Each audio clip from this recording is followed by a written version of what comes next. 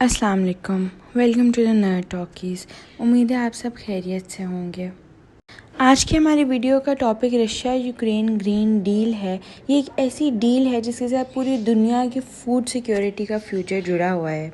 ये डील इसलिए इम्पॉर्टेंट है क्योंकि रशिया और यूक्रेन दोनों दुनिया के टॉप ग्रेन एक्सपोर्टर्स में से हैं। ये दोनों ममालिक दुनिया में मोर देन 50 स्टेट्स को ग्रेन और अदर फूड प्रोडक्ट्स प्रोवाइड करते हैं, जिनमें से ज़्यादातर डेवलपिंग स्टेट्स हैं। व्यूअर्स, जब रशिया यूक्रेन वॉर इनिशिएट हुआ तो रशिया ने सबसे पहले ब्लैक सी के थ्रू ग्रेन का ट्रांजिट रूट ब्लॉक कर दिया। इस रूट के थ्रू रशिया और यूक्रेन दोनों पूरी दुनिया में ग्रेन को एक्सपोर्ट करते थे। रशिया का ये मानना था कि इस रूट को इस्तेमाल करके यूक्रेन उसे रशिया के अगेंस्ट मिलिट्री एक्शन में इस्तेमाल कर सकता है।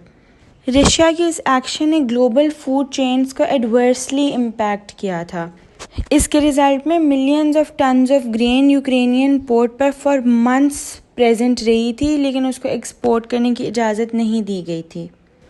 ये अटेम्प्ट पूरी दुनिया के लिए थ्रेटनिंग तो था ही, मगर इसके सबसे ज़्यादा इम्पैक्ट अफ्रीकन स्टेट्स पर आए थे, जो ऑलरेडी एक हंगर क्राइसिस से गुजर रही हैं और मज़ीद फूड इनसिक्योरिटी बर्दाश्त नहीं कर सकती थी।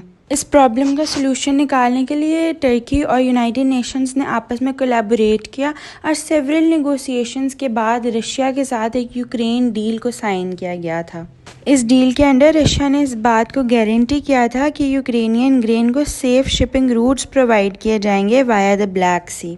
रशिया की इस डील को साइन करने की प्राइमरी मोटिवेशन ये थी कि इसके बदले में रशिया को वेस्टर्न सैंक्शंस पर चंद कंसेशंस मिल जाएंगे।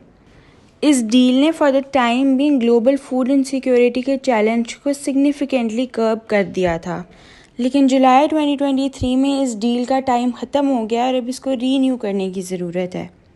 इसने एक बार फिर से फूड इनसिक्योरिटी के चैलेंज को रिफ़्रेश कर दिया है। इस बार इस डील को साइन करना या रीन्यू करना इसलिए मुश्किल है क्योंकि रशिया की बहुत सी ग्रीवेंसेस हैं जिन पर वो एग्री नहीं हो रहा कि वो इस डील को रीन्यू करे। रशिया ये क्लेम करता है कि यूक्रेन ने इस ट्रेड रूट को रशियन सिविलियंस और मिलिट्री ऑफिशियल्स पर अटैक्स लॉन्च करने के लिए यूज़ किया है। मोरोवर रशिया की ये भी ग्रीवेंस है कि इस डील के अंडर होने वाले प्रोमिसेस को in their true essence fulfil नहीं किया गया।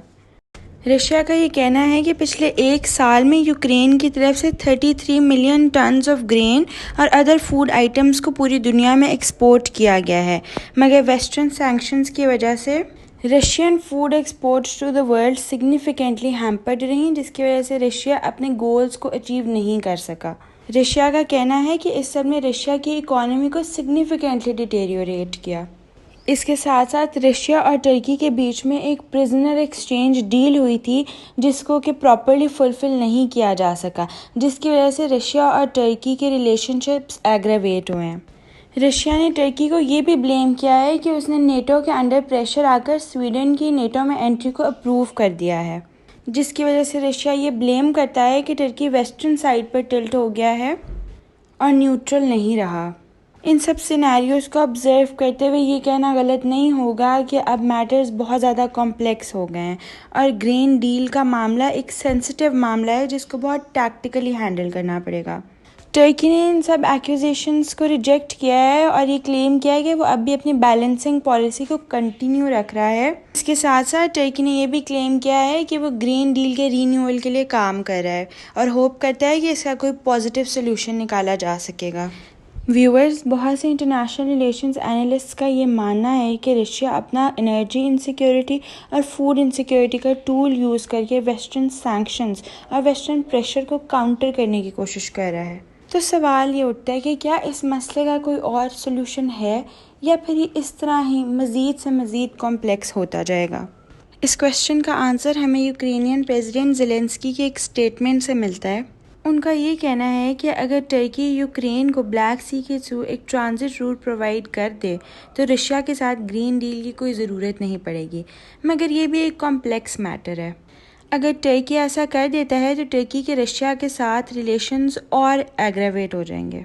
इसके साथ साथ ये भी पॉसिबल है कि ये एक्शन रशियन वायलेंस को और इंसाइट कर दे।